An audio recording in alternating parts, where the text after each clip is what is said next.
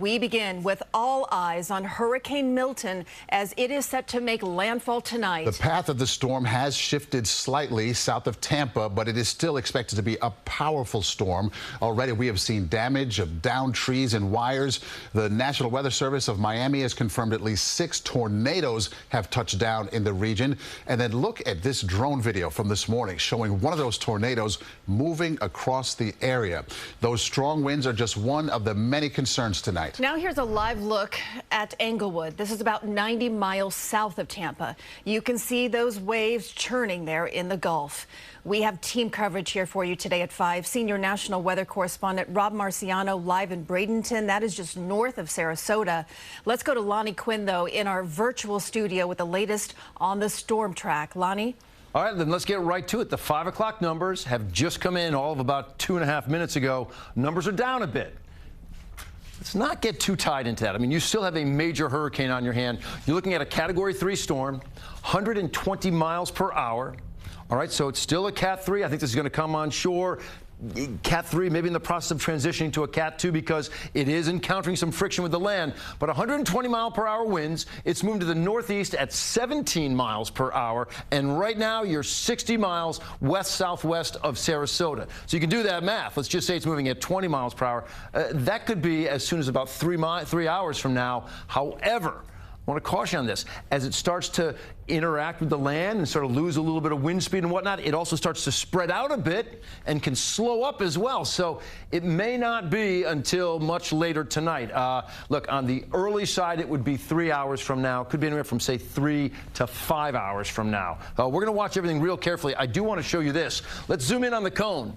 We talked about how there's been a slight little shift to the south. Get in real tight here. Jason, my cameraman, is doing some great work here. Okay, notice now, I'm going to put my finger in the screen of that, the upper white line there, that's Tampa Bay right there. So currently, Tampa Bay is in the cone, but barely on the very northern fringe of it. It has all shifted down to the south. The farther south this goes, it brings the worst conditions south of Tampa. Anywhere where you see that skinny red line, wherever the landfall is, south of that is where you're going to get the toughest storm surge. North of that, because it's so heavily laden with rain on the northern side, north of the skinny red line, bigger rainfall, freshwater numbers. South of that line, you're going to get the bigger storm surge. I do want to talk to somebody who's south now of that line, right around Bradenton, Florida. Let's get over to my colleague now, my brand new colleague, Rob Marciano. Boy, it's a pleasure to have you, Rob. I wish we were meeting, if you will, under better circumstances. But tell me right now, I know you've shifted your position because everything has shifted to the south.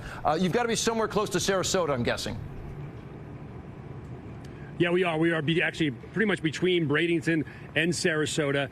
We left Tampa earlier this morning. That shift to the south kind of warranted that someone has to be where the center is likely to come in. But as you've been talking about, I mean, that shift up or down, all it takes is 10 or 20 miles either direction, and it means the world of difference as far as that surge is. But so anxiety was a little bit lower, I would say, in the Tampa area this morning. It's probably ramped up. I think anybody that has lived through a direct hit from a Category 3 has likely left. I've talked to a number of people, including my cousin that's not far from here, that is they're going to ride this one out. So there are some people that certainly may very well regret that. So we'll see what the surge does, but there's no question that the wind is going to be, what, 20 to 30 miles in either direction, at least hurricane strength, and at the innermost core, well over 100 miles an hour, and that is severe damage to established structures, and that, I think, is what people have most feared about. In the hotel that we moved to now, we have most of the people that are staying here are residents that have left their home because they are worried, probably rightfully so, that their home may very well be a dangerous place. And they, because they are here in a very new and fortified hotel, seem to be relaxed. Certainly worried about their home and what's to come tonight, but they're in a very much safer place, Lonnie. Rob, I'm interested because you told me your cousin, who lives right in that area, is going to hunker down and ride it out. Rob, you're not able to get the point across to your husband, to your cousin, that he should get out of Dodge? Well, you know, I didn't realize he was here. It was his vacation home, and he texted me when he knew I was down there, and he admitted this was a bad week to take a vacation in his Airbnb. So, right. You know, I'm going to check on him, obviously, and get reports from him. He's high off the ground, and and a pretty new home. So, you know, we're just hoping for the best all around here. You're right. We're going to wish him well on this end as well. I'm just curious, though. The storm is 60 miles still from making landfall, 60 miles away. Describe the conditions that you're catching right now. I see the occasional gust coming through your area. Well, you can see it's getting gusty. It's getting, right on cue, Lonnie. I mean, at times the rain has been going sideways. I will say this.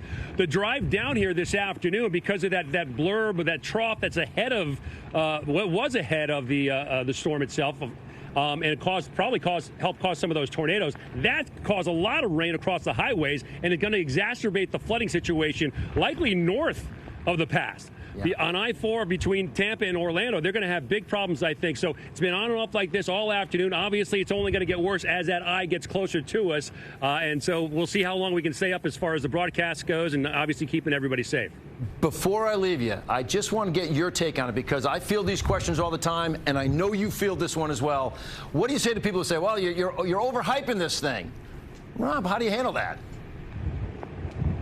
You know, Lonnie, I got to tell you, it's tough to hear you, and although I guessed pretty well the last few questions, I didn't really hear that one. But I'll tell you this: this has been the greatest threat to the Tampa Bay area that I've seen in my career, and I'm sure you'd agree with this, because of the approach in here, and because a 10 or 20 mile shift in either direction will mean the world of difference for a major metropolitan city, and because it's jogged a little bit farther north. I mean, everybody is in play right now, and so I have anxiety over that, really, like I haven't had in a long time, Lonnie. Well, we got to jump here right now, but that says a world right there when you say you've got anxiety that you haven't had in a long time. Rob, it is such a benefit for us to have you down there with boots on the ground. We really appreciate it. We're going to head back now to Maurice and KJ.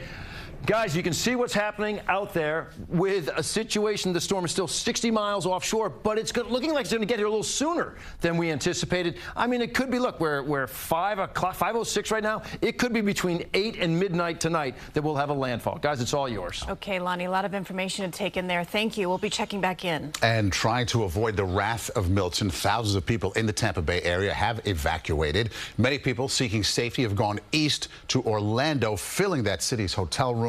One woman chose to evacuate south to Miami when she saw the crowd heading north. Either way, she said staying put was not an option. I was here for Ian, and I did not plan on staying for this one. It scared the daylights out of me. Authorities have issued mandatory evacuation orders across 11 counties in Florida, with a population of almost 6 million people. And New York is sending help to Florida as the hurricane approaches. The governor will deploy 65 National Guard soldiers and airmen. The nonprofit group AmeriCares is also gearing up. At their warehouse in Stamford, Connecticut, workers were packing pallets of goods that will be sent to Florida's west coast. The first shipment is bound for Clearwater. AmeriCares also has 110 partner clinics in the state, and New York's health department will also monitor for a potential shortage of IV fluid in New York. Storm damage has forced the close of a pharmaceutical plant in North Carolina. That, of course, a result of Helene. We'll be continuing our coverage, tracking Milton throughout the hour here. President Biden expected to address the nation about the hurricane. That's going to happen around 5:30. And of course, we'll bring that to you live when it happens.